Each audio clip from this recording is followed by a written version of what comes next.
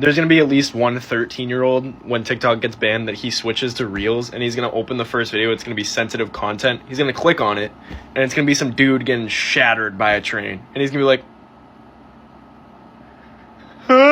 If the TikTok ban actually goes through, that's basically what I think is going to happen in households all over America. The war of whether Instagram Reels or YouTube Shorts becomes the de facto attention span destroyer, or the void left behind of TikTok, will mean two very different futures for the youth on these apps. Instagram Reels is really like the Wild West. You will start seeing live leak videos within the first hour of going on that app, where on YouTube Shorts, it's a lot more sanitized. It's all podcast clips and live stream highlights. Hi again, guys. And if you don't know, yes, TikTok is unironically about to go the way of Flappy Bird, at least in America. And it's being killed by much more powerful forces than what killed Flappy Bird: the US government. In April 2024, a bill was signed by Congress with overwhelming support from both parties to ban TikTok from being hosted on American app stores unless ByteDance, the company that owns TikTok, sold the American part of the company to an American company because of national security risks of the Chinese government having access to Americans' data or whatever. They were very sparse on the details of what they told the public what the actual issues were, and TikTok has fought this narrative every step of the way, saying they don't give Americans data to the Chinese and suing the US government over it. And if you've heard anything about this ban up till now, you know that it's wildly unpopular with the American public, left, right, center, it doesn't matter. And that's for a multitude of reasons. There's free speech concerns, the conversation of the damage it could do to small business whose success relies heavily on being found through TikTok, government overreach, stuff like that, and also like the hypocrisy in it all. Like, where if these guys collecting our data but it goes to the Chinese is bad, what about all the American companies who already do that? Some people are all, just sell TikTok to an American company. It's simple. But ByteDance really has no good reason to do that. America is like a tenth of TikTok's user base, and it just doesn't make a lot of sense for TikTok to sell. So when January 19th inevitably rolls around, that app is almost definitely toast. You'll still be able to use it if you've already had it installed in your phone, but you can't re-download it, and you won't be able to get updates for the app. So as time goes on, it will probably become defunct and glitchy, as every other place on Earth gets the updates to TikTok and the US version is left behind. The only real hope that's come around is, weirdly, Donald Trump, where 4 years ago he was in favor of a TikTok ban, and now he has a soft spot for it? He credits it with part of the reason he won the most recent election, and he's made several attempts to have the law delayed from going into effect. And he's floated the idea of even bringing TikTok back when he's in office if it does get banned. And you know what? If he manages to stop the law from going into effect, I'm not gonna complain. If he pulls it off, kudos. I like TikTok, and I don't want it to get banned. I just also don't want it to get sold to an American entity. The most likely option is that a deal might get brokered over one of his billionaire friends getting control of it. And we saw what happened to Twitter when Elon got his positive. Like, I really don't want Kevin O'Leary having access to my information. I'd rather Xi Jinping over that guy a million times. So, with things looking so uncertain, I wanted to do one last look at the TikToks I have liked recently and reminisce on the good times. So if TikTok dies and goes the way of Vine before it, we'll always have the memories. If you enjoy this video, this card at the end will take you to another one like it. Also, less than 20% of y'all are subscribed with notifications on. If you sub and hit the bell icon, you'll never miss an upload, and you can always undo it later. And it's 2025 now, so when you giving her back shots, don't let her call you daddy. Make her say unk, and that's coming from your great-grand-grunkle. I love you, Neff. In another life, in another time, aka like a month ago if I had remembered to do it, this guy, Laquani, could have had his own video dedicated to him. He is like the near perfect platonic ideal of an out-of-pocket yapper. He really just turns on the camera for anywhere from a few seconds to a few minutes, and you know that when you see his face scroll up on your TikTok timeline, you are gonna hear some words you've never heard said in that order before. You people don't have a kitchen like I have a kitchen. Here's my cage of bouncing iPhone 16 Pros, and here's where I keep all of you. I'm not sure where I have that. That's probably belongs to someone else. Whoa there, Rattle Goat. Way to dox like every single person watching this video. My address is under your kitchen sink, apparently. The nature of TikTok being a platform dedicated to the short form video, where it's not just a feature added on after it got popular, creates a kind of environment you don't get anywhere else. That on top of the fact that all your agency is surrendered to the algorithm, where you hope it'll just show you some good shit, makes surprises like this popping up so special. This guy, Rattlecoat, does these exclusively VFX heavy and impressive videos where he's creating visuals that would make a caveman's brain combust, but he narrates his work in such a casual way with dulcet tones. The effort put into gumption exerted ratio here is insane. It just won't feel the same even if it does make its way over to YouTube Shorts or Instagram Reels. Wow, I haven't stubbed my toe in 5 months, I said with joys.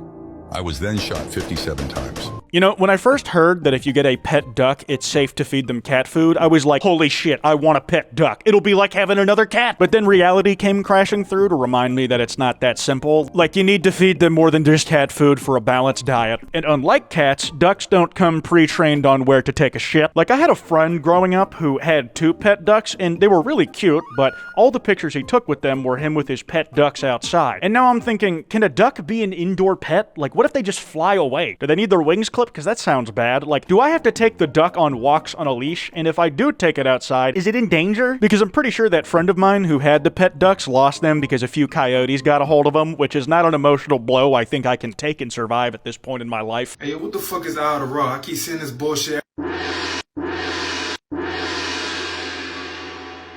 Okay, I believe this trend may have had origins on Instagram Reels, but I'm gonna pretend it's a TikTok original for the sake of this point. TikTok has something close to a monoculture. It's trends where everybody, or at least a large swath of people, are just on the same page. Leaving Vex bolts in 2024 infected every comment section in the last days of last year. And with that clip we just watched, the amount of layers you have to be aware of to even remotely follow what's happening is ridiculous. Allow me to make it worse by plunging you headfirst into the deep end instead of explaining any of it. What the fuck is out of raw? I keep seeing this bullshit every fucking way. Every time. I see eye bags under your eyes. So what you need? I bought a prophecy in IDK Sterling. And what they do for you is they give you the IDK Sterling. I keep seeing this bullshit every fucking way. That guy making a video about Egyptian real estate and the Eye of Ra guy do not have any shared history whatsoever. But now, because of what TikTok did to them, they are forever linked in the form of whatever the fuck that was. They have been stripped of their personhood by the wider collective conscience, had their physical forms transmuted into blank canvases for weird post-modern Dadaist or... Listen, all memes are about sharing something and then iterating on it to make something new. But with TikTok being founded and popularized in the concept of stitching and duetting, adding on to a video somebody else made, they have accelerated the rate at which that happens to completely unfollowable speeds, and I really don't care what it's doing to my attention span. It makes me bust a gut laughing every time. Sometimes the fun is seeing something that you know has a Bible's worth of history and that you don't understand any of.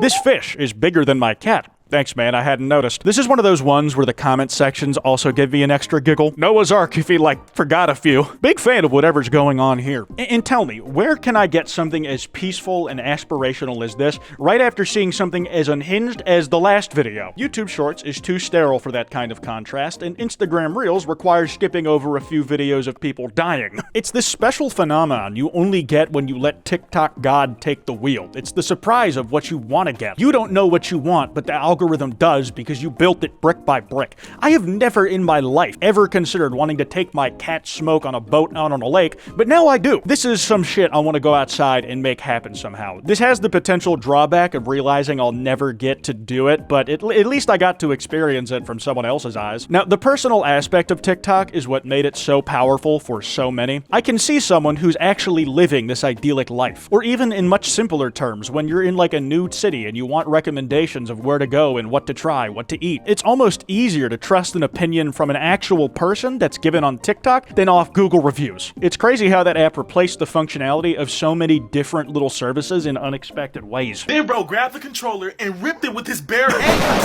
Oh, shoot, man, you alright, bro? What happened? When you forget you have chapped lips and you accidentally smile/laugh. I'm being so serious when I say this TikTok made me remember that chapstick is a thing I can buy to help with this issue. I bought this yesterday when I wrote this video video. I have chapped lips in the winter all the time, and I forgot I can actually just buy stuff to help with it. I'm a moron. This happens to me all the time when this dry-ass winter rolls around. Micah, the guy who made this video, is really talented at this kind of comedy, and his TikTok has given me more useful calls to action than Twitter ever has. I will miss you, my sweet prince. Right then, so 3, 2, 1, go shoot.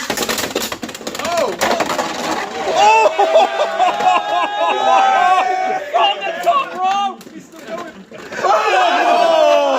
The thing that's so hype about this video is that the Beyblade does some sick-ass shit coming in from the top rope and all that, but the immediate assumption would be that it's gonna be at the expense of the rotation speed it would need to boink its opponent into the aether. But then, it wins in a complete surprise turnaround while getting to brag about pulling off a trick shot to do it. This is one of the only 2 TikToks on the Norfolk Beyblade account. It's literally just a local Beyblade club in Norfolk, England, and they are now on the map worldwide from one sick clip. People often say that things don't go viral like they used to, with how fast trends come and go, which isn't necessarily true considering the Hawk Twa girl and the Costco guys, but hear me out. I do think that there is more of it. It means that more people get to have this cool thing that happened to them get seen by the world. Sure, it's fleeting, it truly only is 15 seconds for most of these people, but there's more of those seconds to go around now. Cave exploration videos be like, wow guys, I really wish you guys could smell this. My best friend Johnny actually passed away in this exact location last year, and I could still smell his remains. It's a painful thing to think about as he was pulverized by the rock. What's even more painful is the calluses that have actually formed over both my nipples from scraping these rocks as I slide through this crevasse. You know, I was always aware on some level, but this was the video that made me go and check if crevasse was its own word or just a weird way of saying crevice. Turns out I'm a moron and that it's like the complete opposite of a crevice. Crevices are tiny and narrow, while crevasses are massive gaping fissures in the earth. The more you know. That said, I'm fine not ever knowing certain things, like what being stuck on the inside of a crevasse is like. The comments and my brain were all very in sync about, wow, I can't wait to spend the rest of my life doing anything other than caving. That's for people made of sterner stuff than me. Like, I don't mind dying whenever it happens, but I'd rather it be not like that. 20-second round, 20-second breaks, touch our gloves. All right, 3, 2, 1, fight! Let's go! That's what I'm talking about! It was never this serious! Relax! Myron! Relax, man! Relax! Yo, this nigga weaker than this bitch! Nigga, hold on, throwing them steady! Yeah, that's what I like to see right here! I like what I see! All right, break! 20-second break!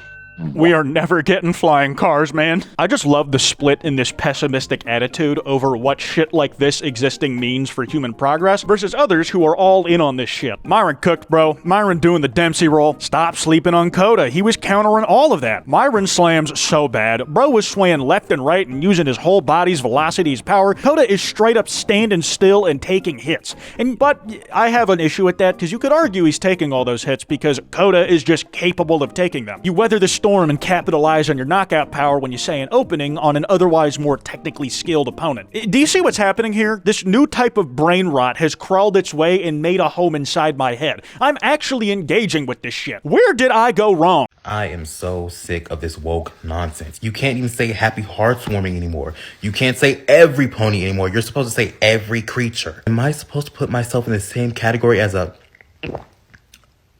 yak? Now, don't cancel me, liberals, but that Chancellor Naysay guy, he had the right idea. And you know what? I think a TikTok like that is the perfect one to end on. The visceral, physical recoil I did away from my phone when I first heard that guy say every pony. You can't just say every pony. It would have broken a lesser hoodie's spine. I was not a brony growing up, but when you are a Sonic fan with your own Sonic OCs, you are certainly adjacent to bronies, and somebody you meet in that community is gonna be a brony as well. I thought that I was wandering alone in the void in that experience for so long, and despite the dredging up of old trauma this video did for me, seeing it with over 200,000 likes made me feel less alone in this crazy world of ours. I'm gonna wrap this video up here. TikTok, if this really is the end, I will miss you. Godspeed. And to those who still have access to the app in their countries, cherish what you have. And at least in America, I couldn't care less if the Chinese government has my data. Fucking every corporation does, and they are more capable of using it against me here. That card I mentioned should be on screen. Be sure to drop a like and subscribe with notifications on. Anyways, this has been Kwite, and I'll see y'all next time.